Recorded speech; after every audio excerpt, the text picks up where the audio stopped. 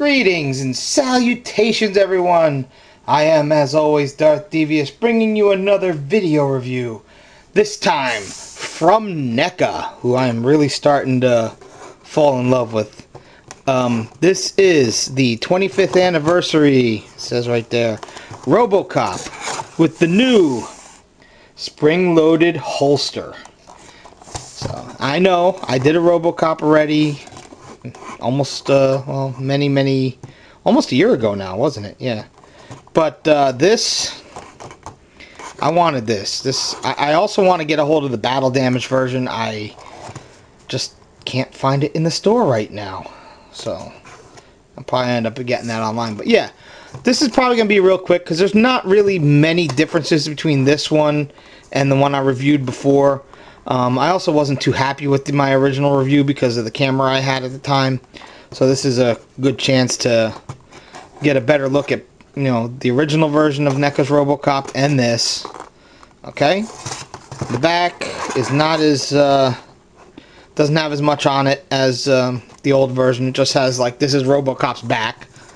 It says OCP Police 001, part man, part machine, all cop, the future of law enforcement.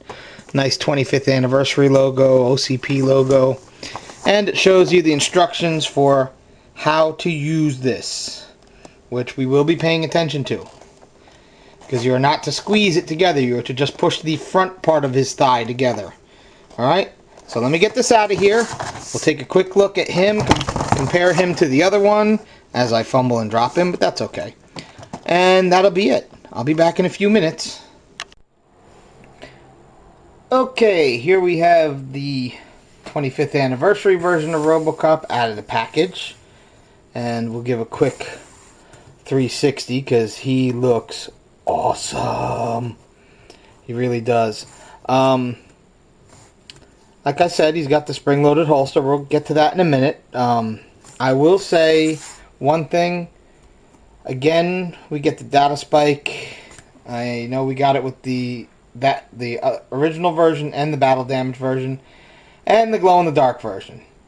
We get it, NECA. You like this. This is probably my one complaint, is that we keep getting the data spike. What I would have liked to have seen, honestly, with this version especially, because it would have made more sense, if you had given us a hand where his fingers were like that and his forefinger was like this, so that he could, you know, you could pretend he was twirling his gun before putting it into the holster. That would have been cool. That would have made a great display. If you could have, you know, done that. Just straighten these fingers out and bend this finger in more so that it looks like he's twirling his gun. Maybe something for the future, guys. But, oh yeah. Alright. Now, there were some slight changes to the mold. Very slight, almost not noticeable. One thing is, of course, the new gimmick in the leg. The other thing is the head sculpt was slightly changed.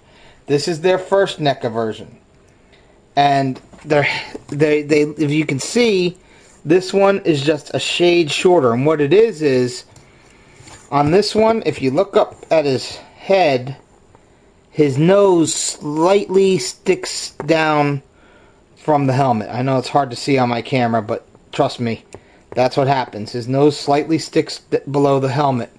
Whereas this one, you can see in there, the nose is flush with the bottom of the helmet. So the helmet sits just a tad lower on his head, but it also makes him look that much more movie accurate, because the helmet was lower on his head like that. So yeah. So that's the only real major difference between the two. I mean, also, there's a slight difference in the silver.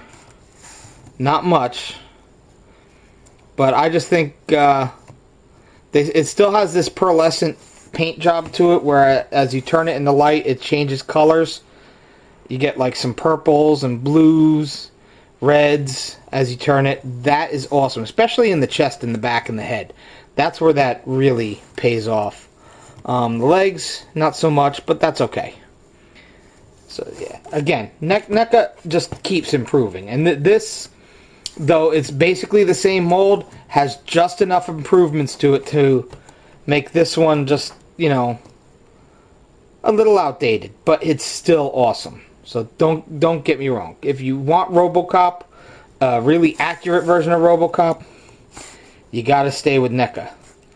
Now, their details are awesome. Like on the helmet here, I don't know if my camera's gonna pick it up, but it actually has OCP Police 001 stamped into the helmet. It's also on his thigh there. I don't think it's anywhere else on him, but I think those are the only places it's supposed to be on him. The details are just like they were before. Articulations are identical to the original. Head's on a ball joint. Shoulders 360. They go out. They go in. The elbows bend. There is no rotation there, but that's actually accurate to the movie. A little extra paint there. It came off. That was in the elbow joint. That's okay. Rotates here, which is also, again, that's in the movie. This is his actual articulation in the movie. I mean, this is it. The suit was very limiting to the actor, and yeah. Got a little bit of an ab crunch. He's got a waist joint, which is cool. Thighs go up, thighs go back. He's got a knee joint. It's actually a pretty good knee joint. And what is one of the coolest things for RoboCop,